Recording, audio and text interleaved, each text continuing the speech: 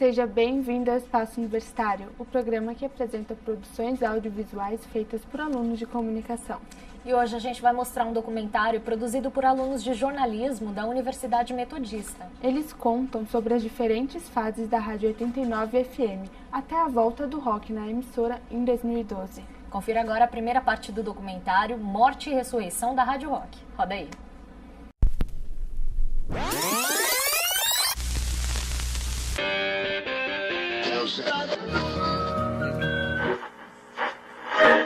Open your heart.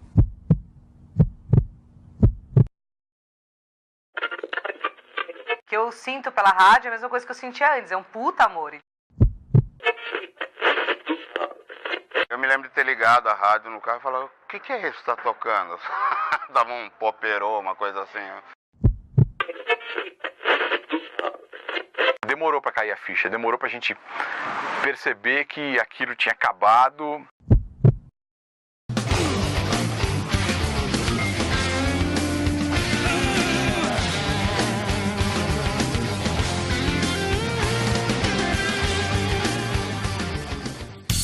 Década de 80 e 90, acreditava as safras que tanto aqui quanto lá fora. E isso influenciava a gente que era moleque. No Rio, o Barão, a Blitz, o Hit, o Léo Jaime, o Lulu, os Miquinhos Amestrados, Paralamas, né? Aqui os Titãs, o Ira, o Magazine, o Traje. E de Brasília tinha Plebe Hood, Legião, Capital Inicial e outras bandas também, né? A indústria musical, das gravadoras atacando por tudo que é lado, festivais mega. Então você tinha muita influência boa. Brasil! Rio de Janeiro, Rock in Rio!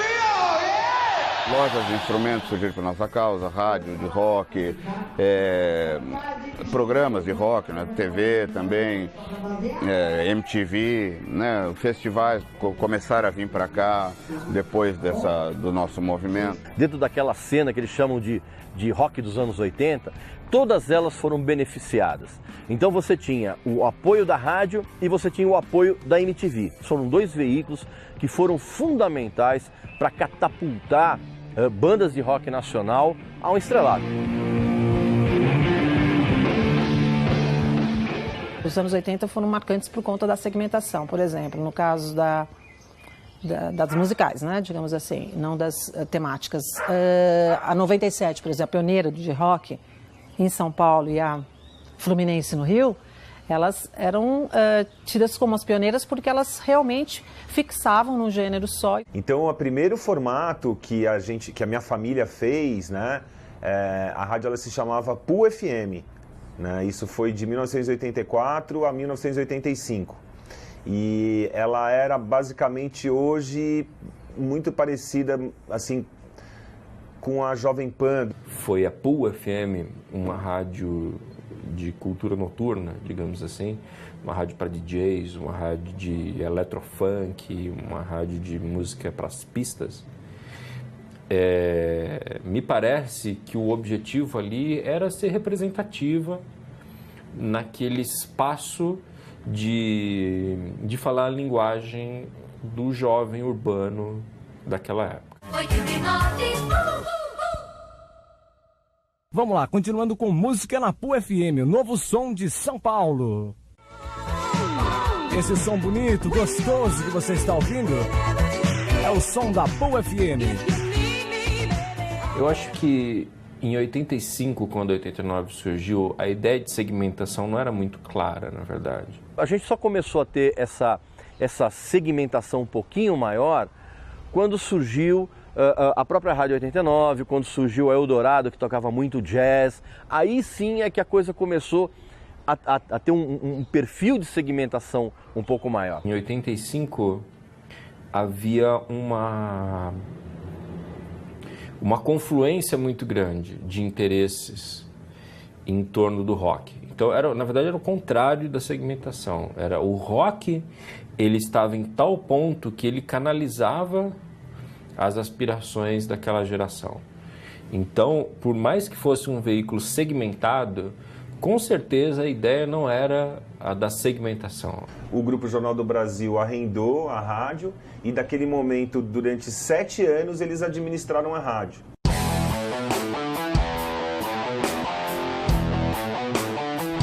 O primeiro slogan era 89.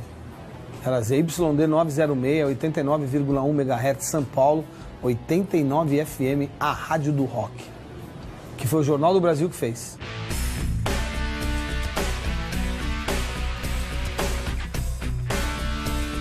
Então eu cheguei na louca e eu achei que ia durar um mês aqui na rádio, porque eu tinha vindo, sei lá, de um outro estilo e tal. Eu fui falando que nem eu falo normalmente. E aí o diretor da época, que era o Luiz Augusto, ele falou, não, tá legal, continua assim, que não sei o quê, nananã, pode virar uma referência. Eu não me considero uma referência. Então, aumenta o som, cara, tuxa esse volume aí no talo, porque agora, ó, Nirvana.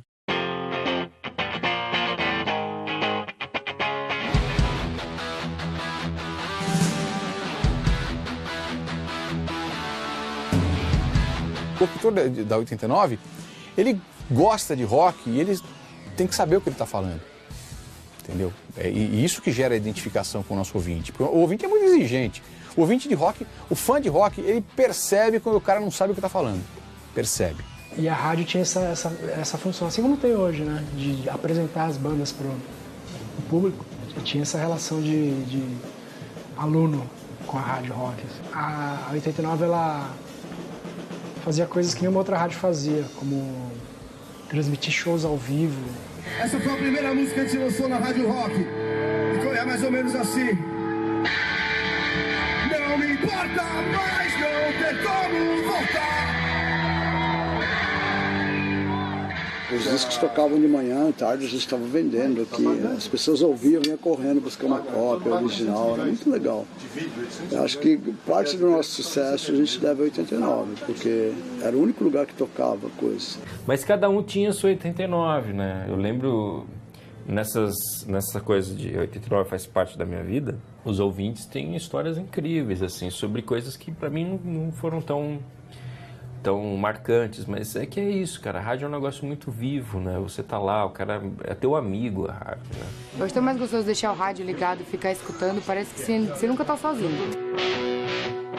O rádio, a estação de rádio, no caso, é muito melhor, tem interatividade, um bate-papo, uma coisa assim diversificada, né.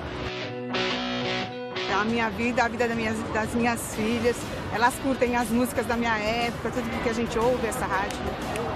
É com você mesmo que eu quero falar. A gente teve um momento muito bom também em 99, né, até 2002, assim. Ali a gente também teve um momento comercial muito bom, né. Eram diferentes os anunciantes, né, mas a gente já tinha naquele momento as montadoras e estavam começando as operadoras de celular. Né, também a ter uma participação mais efetiva. Depois começou a cair, isso foi por volta de 2004 também, né, e aí foi caindo até 2006, quando a gente fez a mudança pro pop. Aí eu fiquei até o final da era, né, da primeira era da Rádio Rock, que foi 2006, e a minha vida acabou.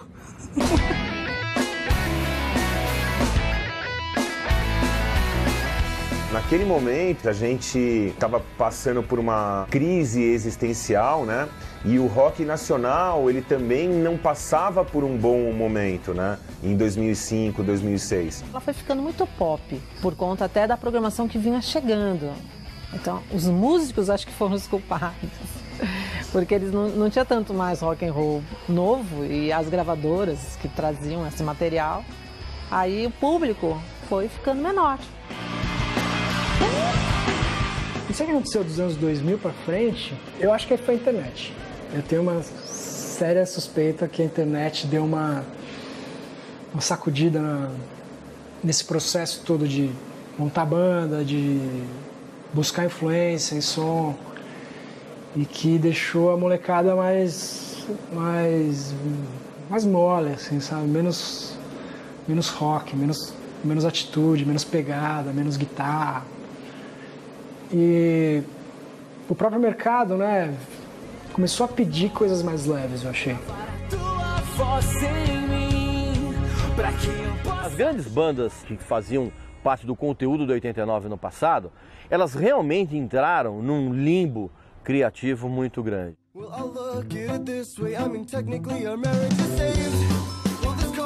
Os caras que eram punk rock, hardcore, já começaram a ser confundidos, porque as bandinhas emos falavam da gente, então, tipo, putz, meu, não tem nada a ver, a gente anda de skate, bermudão largo, os moleques calcinha justa, franja na cara, maquiagem, meu, o sonzinho, né, mas...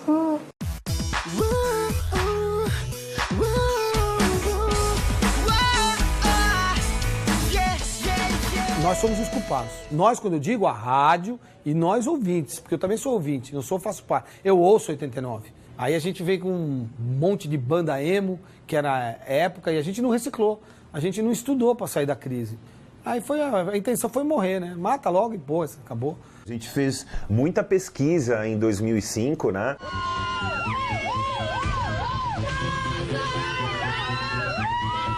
Ei, princesas, que rádio vocês ouvem? Ouviam. Então, no final, era perguntado se elas conheciam as rádios, né? Principalmente as rádios que trabalham com o público jovem. E quando chegou na vez, né, com as meninas, né, de perguntar, vocês conhecem a 89, né? E uma menina de 16 anos, ela falou assim, eu conheço, é a rádio que meu pai ouve. O público foi ficando mais velho, né? Ela já não estava atendendo o seu projeto inicial, que era para os jovens. Me parece que o ponto ali fundamental para o fim da primeira fase da 89, ou do fim da Rádio Rock ali por 2006, foi a ideia de que a rádio precisaria representar as aspirações do teen brasileiro, do adolescente brasileiro, como representava em 1986. A gente via que também naquele momento o pop, né, vinha com uma força muito grande, até artistas de rap, né, formatando as suas músicas assim pro pop, né? A música eletrônica também ela se destacou, né? Os DJs viraram superstars também, né? Tanto quanto as bandas de rock, né? E isso acabou tendo uma mudança na indústria toda da música, principalmente com as gravadoras, que passaram com certeza pela pior crise da existência, né, delas e que vem até hoje. Nos anos 2000, 90, ficou institucionalizado, que é o jabá em rádio. Isso começou a determinar a queda das gravadoras, principalmente, porque para gravar um disco foi ficando cada vez mais barato por causa de computadores e tal. Na época que as gravadoras eram muito fortes, o jabá era um negócio monstruoso, assim. Era um jeito de ganhar vida. Ganhar vida não, de enriquecer. Porque... Tanto que isso foi um dos fatores que também levou as gravadoras a ficarem menores depois, porque isso não teve como se sustentar. No começo era meio uma troca de favores, faz favor, toca essa, sei lá. Depois a gente dá um prêmiozinho para você fazer uma promoção, entendeu? Quem ligar agora ganha um chiclete, sei lá, entendeu? Depois o chiclete começou a ser uma prancha de surf, uma caminhonete, uma viagem para o Havaí, e depois passou a ser grana mesmo. Elas estão falidas, né? É mais fácil os caras virem aqui e arrumar um café, alguma coisa para eles, do que eles darem alguma coisa para as rádios. Eu lembro que o Napster era a grande onda do momento, Metallica fez uma campanha contra o Napster.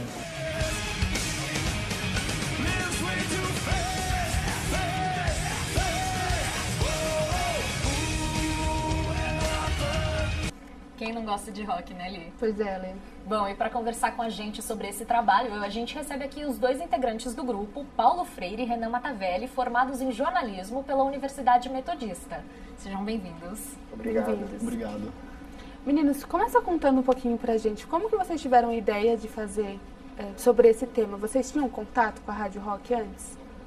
Olha, a gente ouvia de maneira esporádica, e quando a rádio estava no pop e fizeram a intervenção do rock em torno de outubro e setembro, a gente começou a ficar com aquela curiosidade de jornalista o que acontece, o que está acontecendo com a rádio, e quando no final do ano de 2012 realmente mudou para rock, a gente ficou curioso para saber o que eles iam, qual que era a proposta, por que voltou ou por que terminou, e aí coincidiu com o nosso trabalho de conclusão de curso, né? E a gente abraçou essa ideia e fomos em frente.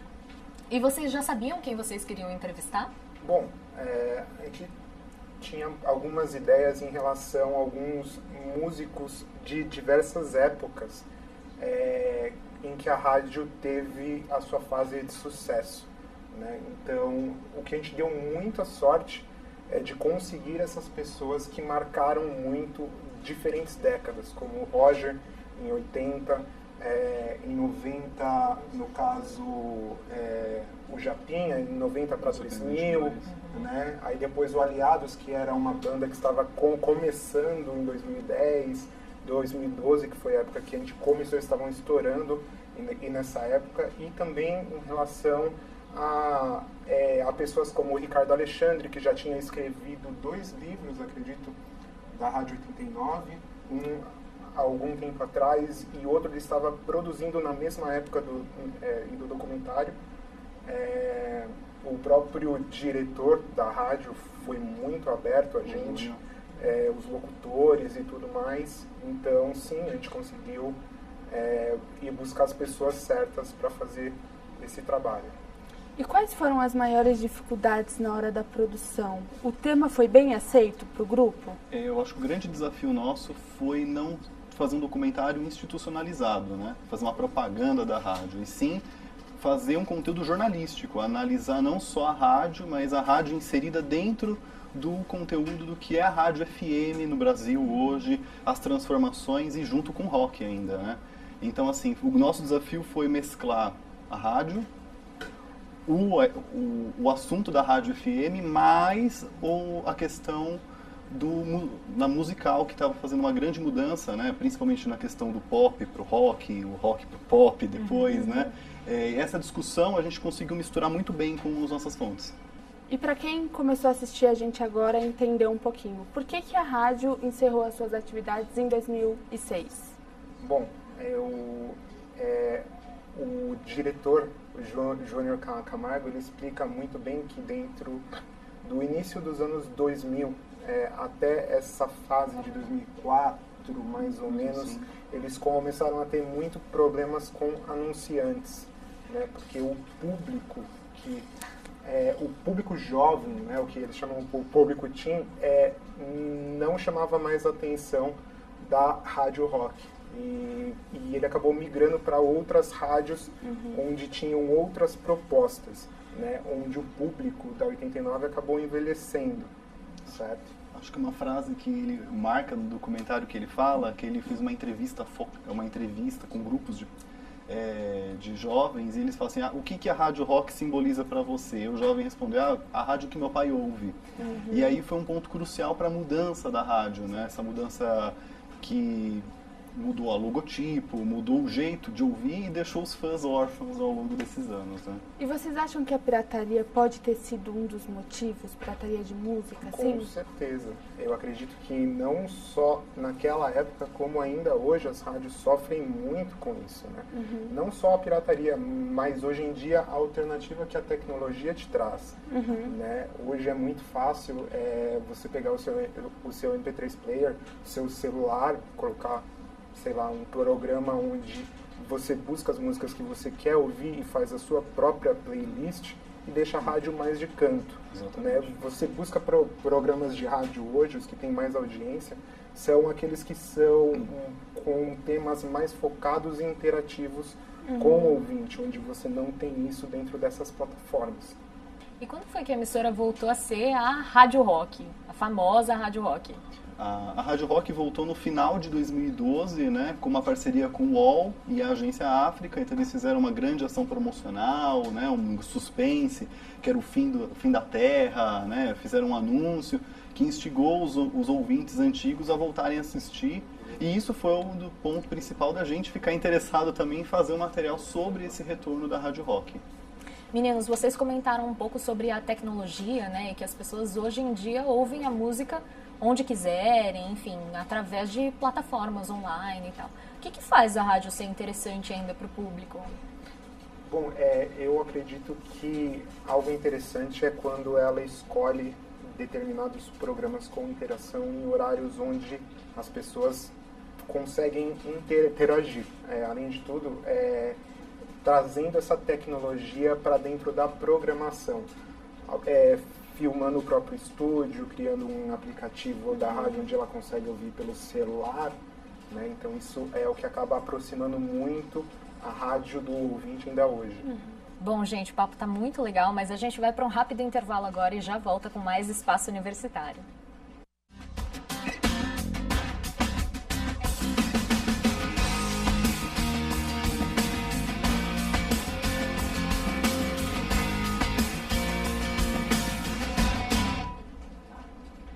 Estamos de volta com o Espaço Universitário e hoje a gente fala um pouco sobre a emissora que construiu uma história de sucesso entre as rádios brasileiras, a 89 FM. Estão curiosos para ver a outra parte do doc? Então fique agora com a segunda e última parte de Morte e Ressurreição da Rádio Rock. Roda aí.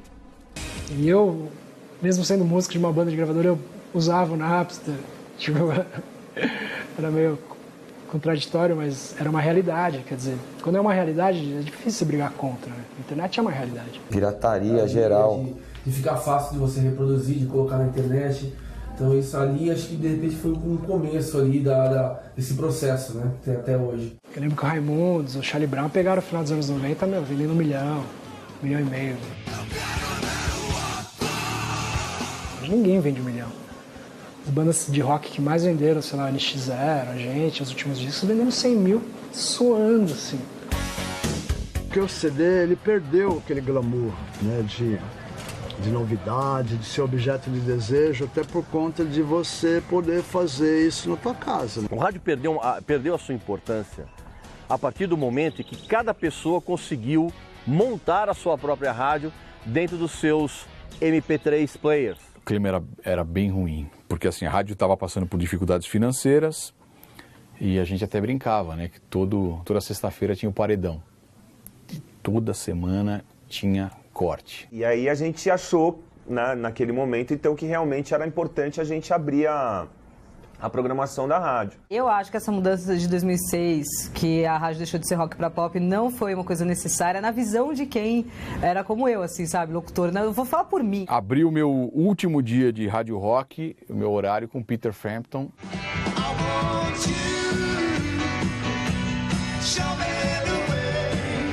E no dia seguinte, na mesma hora, eu estava tocando Cristina Aguilera. Depressão, falando, meu Deus, a esperança tá indo embora, não vamos deixar ela morrer. Eu achei um tremendo tiro no pé, assim, um erro, assim. Não digo nem de mercado, né? De mercado eles podem ter até acertado, mas acho que você tem que respeitar a sua história, sabe? Eu não sabia se eu ficava triste por eu ter saído, mas eu acho que eu fiquei mais triste pela rádio não existir mais, assim. E aí foi quando eu fiquei sem chão, que eu falei, mano, o que eu vou fazer, saca? Tipo, a rádio era era muito dependente dela. A gente teve um resultado de audiência muito bom, né? Mas sem dúvida nenhuma que a gente perdeu o nosso DNA, perdeu a nossa identidade mesmo, né? A ideia realmente era rejuvenescer, mas rejuvenesceu demais. Mas a gente conseguiu fazer um acordo com a Nestlé. Então, durante 15 meses, a 89 passou a se chamar Fest 89, que era um produto bem direcionado ao público teen. Essa é a Rádio Fest 89, a partir de agora é oficial, estamos no ar. Realmente ali que a gente percebeu que os anunciantes, os grandes anunciantes, né? As operadoras, as montadoras de carro, né? Eles tinham realmente nos abandonado justamente também pelo perfil do nosso público ser muito jovem. Começaram os boatos de que a rádio iria fechar, porque a 89 ia fechar. E a gente estava no ar na quarta-feira anterior, assim, uma semana antes. Ó, é a última semana do programa, a rádio vai acabar quarta-feira que vem. Parece que tem uma igreja que vai tomar conta da rádio. E aí a gente começou a tocar rock and roll no programa da meia-noite. na rádio pop ainda. Socamos a botina, né? Japonês. Nós mandamos pau, tocamos rock and roll pra caraca. Esse assédio, né, de igrejas com os veículos de comunicação, isso já existe há muito tempo, né? Só que aquela coisa, assim, não quero ouvir, né? Aí agora quando você chega num momento em que você tá todo mês, você perde com aquilo lá, aí você fala, então deixa eu... Tá bom, me fala o que você tem para falar. O esquema de concessão de rádios hoje no Brasil é uma das coisas mais pilantras, picaretas e desonestas que existe em todo o mundo. Hoje você tem grandes conglomerados de construtoras, de políticos, de igrejas, por trás das concessões das rádios. Então, assim, não pensem que ingenuamente, eu vou montar uma rádio rock porque eu vou tocar todas as músicas que eu gosto. Bicho, balela, isso não existe. Perder pra igreja não, né, gente? Não dava pra perder. Eu acho que isso foi o que mais motivou mesmo, assim, de ir pro pau, sabe? De falar, a gente pode fazer um negócio diferente, legal, que as pessoas vão curtir. Eu ainda não tinha nem a ideia de trazer a rádio rock de volta, nem na internet. Só que um dia toca meu telefone, a Sônia, né, minha secretária, ela falou, é o advogado da rádio, o Marcelo Nascimento. Aí eu falei, oi Marcelo, ele falou assim, só queria te dar um toque, né, que a marca Rádio Rock, vocês não usam ela já quase há 6 anos. E quando você não usa uma marca, mesmo que você tenha o registro dela por 6 anos, você perde os direitos dessa marca. O que aconteceu era de que a 89 queria voltar na web, né, com a programação de rock para a web. E essa movimentação de se criar uma web radio que de alguma maneira emulasse aí a programação original da 89, causou uma grande comoção, né? Não só entre os ouvintes, como também no mercado anunciante, no mercado na mídia. Então, houve uma pressão de fora para dentro de que a rádio voltasse. Mas aí, quando a gente tocou e a gente percebeu a força que teve no final de semana que a gente fez, nesse programa que a gente fez, o telefone disparava, os negros mandavam uma mensagem assim pra gente, nós vamos mandar água e comida pra vocês não saírem mais daí, nós vamos trancar o prédio, vocês ficam aí tocando isso. A minha voz não é minha, a minha voz, eu só estou usando esse instrumento para falar em nome de todas essas pessoas, que eu tenho certeza que eles estão querendo o que a gente está querendo, o que eu estou querendo, o que você está querendo aí do outro lado, é transformar essa rádio de novo na Rádio Rock. A gente deve muito às redes sociais e principalmente o Facebook, por isso que eu falo, o Mark Zuckerberg merece uma homenagem aí, porque foi com isso que a gente conseguiu 17.066 likes em 12 horas de programação. Mas eu lembro da sensação quando o Júnior me ligou e falou, a rádio vai voltar, e você entra no meio daquela programação pop, sem locutor, já estava tudo no automático, assim, sabe? Não tinha ninguém. E aí eu entrei, o Tatola tinha feito o primeiro fim de semana, eu fiz o segundo. E eu tava, não tava acreditando, assim. Parecia que tinha tomado um doce e me jogaram numa fábrica de chocolate, assim, saca? Você fala, mano, isso não tá acontecendo. E aí rolou. Pode falar doce, não? 89. O primeiro fim de semana foi sensacional, eu entrei por telefone, o pessoal me ligou, porque eles estavam meio que homenageando todo mundo que tinha passado pela rádio. Então falaram com quase todos os locutores que passaram por aqui. E beleza, e foi um baita sucesso, a repercussão disso aí foi sensacional. Essa ideia surgiu quando a gente lá na agência, na África, nós vimos a rádio no ar um certo domingo. O Luiz Fernando Vieira, que é o VP de mídia lá da agência, enlouqueceu, chamou a gente da equipe na segunda-feira e a gente pensou, essa rádio é tão bacana, fez tanto sucesso em São Paulo e ela precisa voltar, e a gente vai voltar e aproveitar todo o movimento do rock dos últimos anos, os shows, os novos álbuns, as bandas que estão voltando à atividade, porque a galera de São Paulo merece uma rádio rock de verdade. E chegou num determinado momento, quando eu falei, não, nem que seja a última coisa que eu faça na minha vida, mas eu vou trazer a rádio rock de volta, né? E meu pai viu que realmente eu estava falando sério, muito sério, e ele falou pra mim, mas o que eu falo, né, pros caras, né? Aí eu falei assim, pode falar que eu vou me matar, se assinar esse contrato que eu me mato. E aí chegou no UOL, né, que é um cliente da África, que tinha acabado de se mudar para a África. Então é uma parceria para a gente ótima, até porque o UOL, pelo fato de ser um veículo de comunicação também, ainda mais de internet, né, ele não traz nenhum conflito com os nossos outros anunciantes. Eu acho legal por ser o UOL, que é uma puta de uma marca. O que importa pra mim é que o cara venha, acredite, invista e a gente continue fazendo o que a gente gosta, que é rock and roll. Casa se começa pelo alicerce, lá embaixo, fazendo buraco. 89 foi assim. A gente pastou para fazer com ferro, concreto. E a hora que a gente estava no 4º andar, a gente desistiu da casa. A casa ficou lá. Não dava para cair. A grande maioria das pessoas que consome rádio, ela não consome pelo tipo de música. Ela consome o rádio para ela ter uma trilha sonora para alguma coisa que ela está fazendo. O perfil do ouvinte da 89 hoje é muito diferente do ouvinte das outras FMs. Né? É um cara que passa muito mais tempo ouvindo a rádio. É um cara que tem uma dispersão muito menor do que o público adolescente. Então, na verdade, o que eu acho é que houve uma clareza de que havia uma oportunidade diferente daquela, mas talvez mais interessante ainda do que aquela. Além do público, vamos dizer, o nosso público das antigas, né, que vinha com a gente até 2006, a gente, graças a Deus, tem conquistado um novo público, né, principalmente os universitários. E por incrível que pareça, né, como os nossos ouvintes, esses de 30, 35 anos, eles são pais hoje, eles estão doutrinando os filhos dele. Então o que a gente recebe de foto, de bebê, de criança...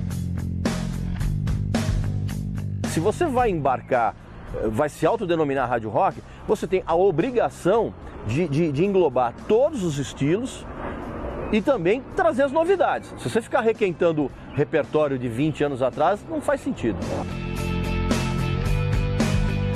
Hoje nós temos uma incerteza muito maior do que a gente tinha em 2004.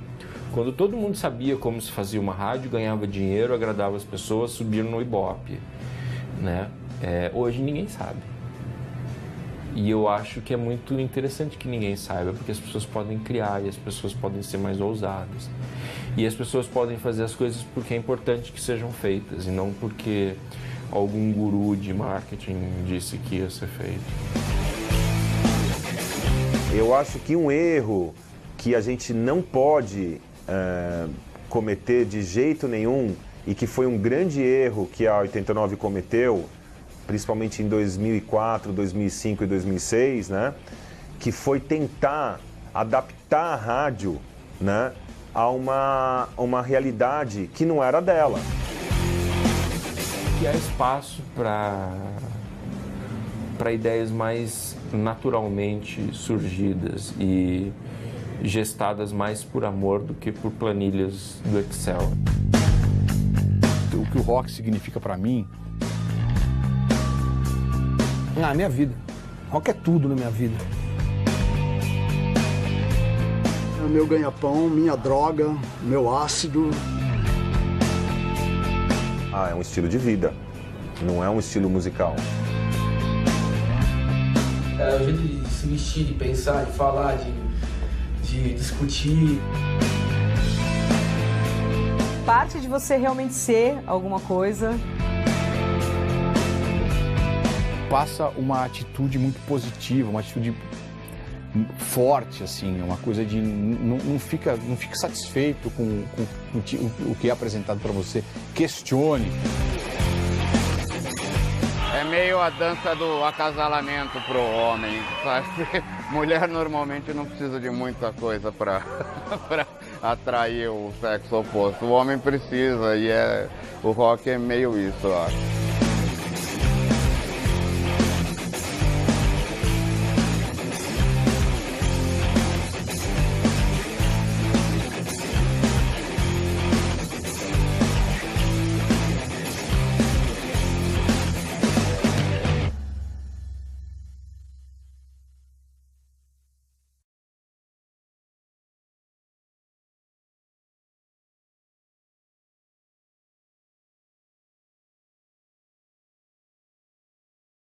Os jornalistas Paulo Freire e Renan Matavelli continuam aqui com a gente para conversar sobre o trabalho. Meninos, vocês acham que as redes sociais ajudaram na volta da Rádio Rock? Sim, com certeza. Porque os 2 dias em que eles fizeram a intervenção na Rádio Pop, o grande chamariz aí foi as redes sociais, porque todo mundo entrou em contato com o Júnior, que é o dono da rádio, diretor, e até o Luiz Fernando, que é o presidente da Agência África. Ele entrou em contato com o Júnior por conta que ele estava ouvindo, ele escreveu na rede social e o Twitter começou a bombar, e aí ele foi um dos motivos ele voltar com a rádio. Meninos, quantos dias de gravação no total vocês fizeram? Foram mais de 4 meses de gravação, acho, né? Foram mais de 4 meses, uma média de 2 dias por semana a gente saía para gravar. Era mais ou menos isso. Então, olha, em horas de gravação a gente tem, acredito, mais de 10 horas de gravação. Nossa. Fora as pré-entrevistas que a gente realizava, né? Então a gente tem conteúdo para algumas horas de documentário. E como foi selecionar de todo esse material para fazer o documentário? Olha, essa parte foi em grande parte do meu trabalho. A decupagem, assim, era feita até durante a própria entrevista, né? A gente já conseguia meio enxergar partes que eram relevantes dentro do que a gente queria abordar, onde eu já, junto ao câmera, já meio que anotava ali o tempo em que estava mais ou menos gravado. Mas, mesmo assim, a gente precisou cortar muita coisa bacana que poderia ter ido ao ar, por causa do tempo, óbvio. Eu não posso deixar de falar que as imagens do doc de vocês estão muito boas. Como vocês fizeram com o material? Era de vocês? Vocês pegaram da faculdade? Não, o conteúdo todo foi feito por nós. Inclusive a música de encerramento foi feita por um amigo do Paulo. Isso. Que legal. Exatamente. A questão da gravação, o material mesmo era da faculdade. Os profissionais eram da faculdade, onde eles auxiliam os alunos de jornalismo a realizarem esse tipo de trabalho, né? Porque já que não é a nossa área de especialização, mexer com esse tipo de material mesmo. Vocês ainda acompanham o trabalho da rádio? Mudou muita coisa desde quando vocês fizeram o doc até hoje? A gente tenta acompanhar, né? Mantém contato com algumas pessoas da rádio, né? Mas a rádio teve algumas mudanças, sim, né? A parceria com o UOL, quando teve a grande mudança, acabou, né? Agora só ficou 89. O ano passado ela fez 30 anos, fez uma grande festa, fez festivais, shows.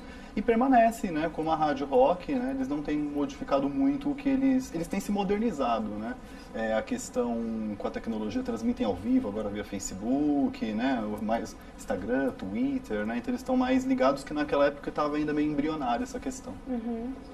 E vocês tiveram alguma referência na hora da captação e edição do material? Quais foram elas?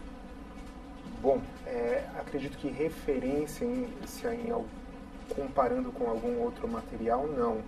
Foi uma idealização do próprio grupo mesmo, onde a gente, de acordo com as imagens e as próprias experiências que a gente teve em faculdade a gente já conseguiu meio que desenhar o esqueleto de como seria o documentário mesmo. Vocês tiveram brigas para ver qual era o direcionamento? Não. Olha, por incrível que pareça, não. Acho que rolou só um estresse no finalzinho, assim. Porque estava todo mundo já muito já tava, tipo, naquele nervosismo, assim, de final de curso.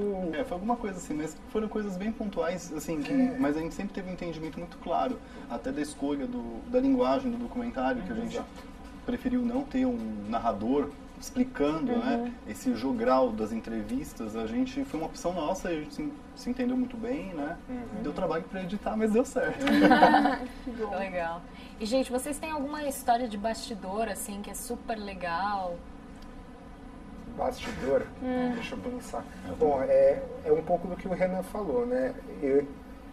Eu queria um toque meio que pessoal para o documentário, então eu falei com um amigo meu que é músico, se ele não podia desenvolver um tema para ele, onde o tema final ele toca, né, enquanto cada um dos entrevistados falam o que o rock significa para ele, né? Então é um momento assim muito de amor, de quem gosta mesmo desse tipo de música, né? E marcou muito por causa até da dedicatória que a gente fez ao professor Fernando Vilar, que foi o nosso professor de TV, que morreu no anterior. Em 2012, né? Em 2012, ele teve um problema, foi algo muito repentino, que marcou muito, e ele sempre foi muito querido com a gente, porque ele praticamente ensinou tudo pra gente em relação à TV. E quais são as dicas que vocês dão para quem, como nós duas, estamos começando a fazer nosso TCC agora? Olha, tem que ter muita paciência, foco, porque muita pesquisa, dedicação, e assim, tem que ser um tema que você gosta, né? Você tem que se encontrar e você não pode também levar para o emocional também. Então você tem que pegar o que você gosta e levar para o lado do jornalismo, a seriedade, a análise crítica sobre o que precisa ser colocado, né? Eu acho que com dedicação e amor a gente faz qualquer coisa, a gente vai lá na frente. A escolha do grupo, além de tudo, é muito importante. Procurem encontrar pessoas que vocês trabalham bem juntos, né? Porque senão vai ter os conflitos e o estresse que já existe vai acabar se multiplicando. Gente, super obrigada pela presença, por estarem aqui com a gente. Vocês querem deixar algum contato? Vocês podem procurar por renamatavelli@hotmail.com ou no meu Facebook, Renan Matavelli. De alguma dúvida, alguma sugestão, pode entrar em contato comigo. Exatamente, o meu é pvs.freire@gmail.com, no Facebook é Paulo Freire, né? A gente tem esse documentário ainda no YouTube, né? Onde vocês podem acessar e comentar em relação ao que vocês gostaram ou não gostaram. Muito obrigada, viu? Obrigado. E se você, assim como eles, tem um trabalho audiovisual aí no seu portfólio, manda pra gente. É só enviar para tv@câmara.sp.gov.br. E vai lá no Facebook e curte a nossa página também. Até a próxima semana. Tchau, tchau. Tchau.